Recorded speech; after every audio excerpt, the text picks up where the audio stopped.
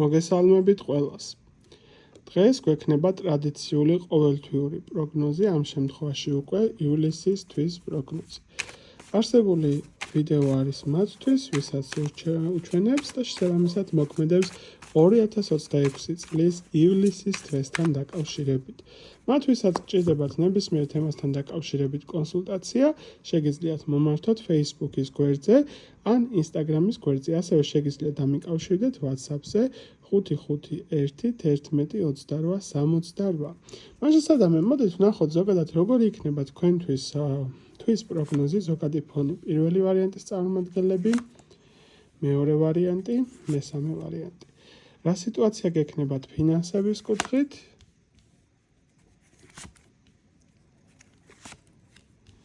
და რა სიტუაცია იქნება პირადი ურთიერთობების კუთხით. შეხედეთ კარტებს, გააკეთეთ არჩევანი, ვინც ვერ მოარჩია სწორით არჩევა, შეგიძლიათ დააპაუზოთ, დავიწყებთ პირველი ვარიანტით. ზოგადი თვის ფონი. ზოგადი თვის ფონის მდგომარეობაში თქვენ ხართ გამარჯვებულის პოზიციაში ადამიანი, რომელიც არსებულ თვეში ახდენს საკუთარი თავის რეალიზირებას, წინსვლას, განვითარებას, უკეთეს ფონზე გადასვლის მდგომარეობას, პერიოდი, როდესაც საკუთარ თავს სრულიად სხვა რაკურსით დაინახავ და უფრო მეტად გექნება გამართლების მდგომარეობა და პირდაპირ მნიშვნელობით ფორტუნა შენ მხარეზე იქნება. შესაძლებელი არის მოხდეს საინტერესო კომუნიკაციები, ახალი ნაცნობობა, ახალი შემოთავაზებები, დაწინაურების პერსპექტივა, ცვლილებები ცხოვრებისეულად როგორც პირადის კუთხით, ასევე სამსახურეობრივი სიტუაციების კუთხით. მთლიანობაში არსებული თვე ჩათვალე რო არის შენი თვე, სადაც საკუთარი თავისთვის რეალიზირების საშუალება მოგეცემა. მთავარი არის, რომ სწორი გადაწყვეტილებები მიიღო, დაფიქრდე და მეტი ლოგიკა ჩართო საკუთარ თავში. ცუდი თვის პროგნოზი, როგორც ასეთი ზოგადი ფონით ნამდვილად არ არის. ზოგადად რა მდგომარეობა გაქვს ფინანსების კუთხით? ფინანსების კუთხით აქ უფრო მეტად უნდა გამოიჩინო გაფრთხილება იმ თვალსაზრისით, რომ გასესხების პოზიციასთან დაკავშირებით, ვალების თემასთან დაკავშირებით შესაძლებელი არის მოხდეს ესეთი მომენტი, რომ ფინანსურად ეცადონ თქვენს მოტყუებას, გამოყენებას, სიტუაციური კუთხით პრობლემურ თემაში ჩაყენების მდგომარეობას, ხო?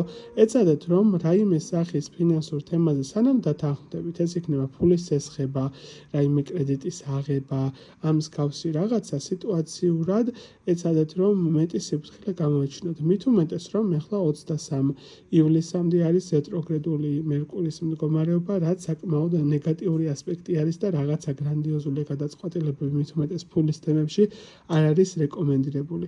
ესეა თუ ისეა ფინანსები არის, მაგრამ ისეთი კმაყოფილება, როგორც შეიძლება რომ გინდათ სამწუხაროდ არ ჩანს. და რა თქმა უნდა, პირადი ურთიერთობების კუთხით. პირადი ურთიერთობების კუთხით ვიტყოდი აქ ესეთ რაღაცას, რაიმე განსაკუთრებული ცვლილება ფიზიკურად ნამდვილად არ ჩანს. იცი როგორი შთაბეჭდილება მრჩება, რაღაცა უფრო მეტი ბიძგი გჭირდება რომ განახორციელო. იდეაში რაღაცა შეიძლება იყოს, მაგრამ არ დებ იმდენად ბევრ ენერგიას და იმდენად ტრანსფორმაციულ ცვლილებების სიტუაციას არ ანხორციელებ, რაც შეიძლება რომ შენ ცხოვრებისეულად წაგადგეს. მეტი მონდომება ჩართი არსებულ სიტუაციაში და ყველაფერი შეგეცვლება.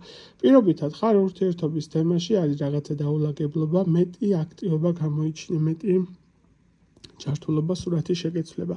არ ხარ ურთიერთობების თემაში, მეტი ყურადღება მიაქცია ისეთ კატეგორიას, როგორი ადამიანი გჭირდება, ვისთან იგრძნო თავს კომფორტულად და ასე შემდეგ. მივხვდი ხო პრინციპი როგორც არის. აი ამ კუთხით მეტი იმუშავე საკუთარ თავთან დაკავშირებით. ასეთი იყო პირველი ვარიანტი, გადავდივარ მეორე ვარიანტის სიტუაციებზე. ზოგადი თვის ფონი. თქვენთვის არსებული პერიოდი იქნება ფინანსების კუთხით ნაყოფიერების მდგომარეობას ვიტყოდი. ეს არის პერიოდი, როდესაც პირდაპირ მნიშვნელობით შესაძლებელი არის მოხდეს ვალების დაბრუნების მდგომარეობა, ხშირად მოგიწიოთ დაბადების დღეზე წასვლის მდგომარეობა, წვეულება, გართობის სიტუაციებში ყოფნა. სრული სიტყვის მნიშვნელობით არსებულ თვეში უფრო მეტად ხარ შესამჩნევი, უფრო მეტად ხარ სასურველი და პირდაპირ მნიშვნელობით მოწოდების სიმაღლეზეთ გეხარ, როგორც ეთყვიან, ხო? ერთადერთი მომენტი, რაც არის გასათვალისწინებელი, უფრო მეტი სიფრთხილე გამოიჩინე კვებასთან დაკავშირებით და სასმელთან დაკავშირებით. არ აქვს მნიშვნელობა ქალი ხარ, კაცი ხარ, არ აქვს ასებითი მნიშვნელობა.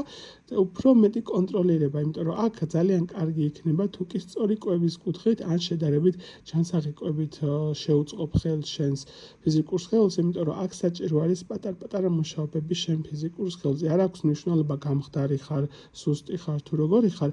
რაღაც გჭირდება კვებითი რაციონის მეტად დალაგება სიტუაცია. თლიანობაში თვე საკმაოდ ისეთი არის კარგი, მოდი ესე ვიტყოდი, ხო? ცუდი ნამდვილად არ არის. ზოგადად ფინანსური მდგომარეობა შენთვის როგორი იქნება განულების პერიოდი. ეხლა რას გულისხმობს ეს? პირველი შეიძლება იყოს საწყისი რაღაცა ახალი წამოწყებები, საქმიანი თვალსაზრისით, შეიძლება იყოს რაღაცა ახალი სურვილები, იდეების მიმართულებისკენ წასვლა. მეორე მომენტი, განულების მდგომარეობა, ვალდებულებების მოხსნის მდგომარეობა, როგორც ფინანსური თვალსაზრისით, ესე ვთქვათ, კრედიტი იქნება ეს თუ ვინმე სვალი შედარებითი განულება ან მოშორების პოზიცია, ასევე გარკვეული სახის პასუხისმგებლობების ჩახსნილობა სიტუაციების მიმართ, რაც აქამდე შენთვის დამაბრკოლებელი იყო და ხელს გიშლიდა. ანუ იდეაში არსებულ თვეში იქნები უფრო მეტად განთავისუფლების პოზიციაში, ვიდრე რაღაცა გრანდიოზული ცვლილებები მატერიალური კუთხით რო შევხედოთ, ხო? და რა თქმა უნდა, პირადი ურთიერთობების კუთხით ძირითადად ჩანს მელანქოლური მდგომარეობა, უკმაყოფილება, თითქოს მეტის მოთხოვნილების სურვილი, რომ რაღაცა უფრო მეტი გინდა და ამ უფრო მეტს ვერ ღებულობ სიტუაციურად, ხო? ეცადე რომ მეტად იყო პოზიტიურად განწყობილი, მეტად იყო დადებითი კუთხით, ხო, ანუ უყურებდი სიტუაციებს, იმიტომ რომ რაღაცა მომენტში ზედმეტად შეიძლება დრამატულ თემაში გადაგდიოდეს ეს ყველაფერი. რაღაცა არ არის ისე კარგად როგორც გინდა, ხო? ნუ ჩავარდები დეპრესიის თემაში, ნუ ჩამოისმევს ახეზე მუშ როგორც იტყვია, ხო, პირდაპირ ნიშნობით. ზედმეტად ემოციური ხარ, ზედმეტად ახლოს მიგა ყველაფერი, ზედმეტად განიცდი ყველაფერს. შესაბამისად ურთიერთობაში თუ გინდა რომ რაღაცა უკეთესობისკენ შეგეცვალეს, ჯერ პირველ რიგში საკუთარი თავი მეტად დააფასე, შეიყვარე და მეტად გქონდეს მიმღებლობის თემა ნეგატიური და დადებითი კუთხითაც, ანუ მარტო ცალსახვიანი დამოკიდებულება ნუ გაქვს. რაიმე კონკრეტული ცვლილებები სამწუხაროდ არ ჩანს არც აქ. და რა თქმა უნდა, მესამე ვარიანტის წარმომადგენლებისთვის ზოგადი ფონი. ზოგადი ფონი მთელი თვის განმავლობაში გექნება მხარდაჭერა მეგობრების კუთხით, ნათესავები, ოჯახის წევრებისგან. მუდმივად გექნება შეგრძნება, რომ რაღაცა მომენტში უფრო მეტად გიმართლებს და უფრო მეტად გაქვს დაცულობის პოზიცია, ვიდრე შეიძლება წინამდებარე პერიოდებში იყოს, ხო? ეს არის მდგომარეობა, როდესაც სიტუაციურად უფრო მეტად გამოკვეთილი არის შენი გზა, რომელთა მიმართებაშიც მიდიხარ, ხო? რა გადაწყვეტილებაც აქვს.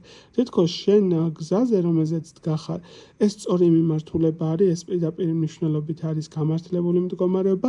თავარი არის, რომ შენი შიშები და გაუბედაობა პირდაპირ მნიშვნელობით გამოამწყდიო ეს კონკრეტულ რაღაცა ტვინის ასე ვთქვათ, კუნჭულში, მოდი ესე რომ ვთქვათ, რომ ხელი არ შეგეშალოს რეალიზირების საშუალებაში.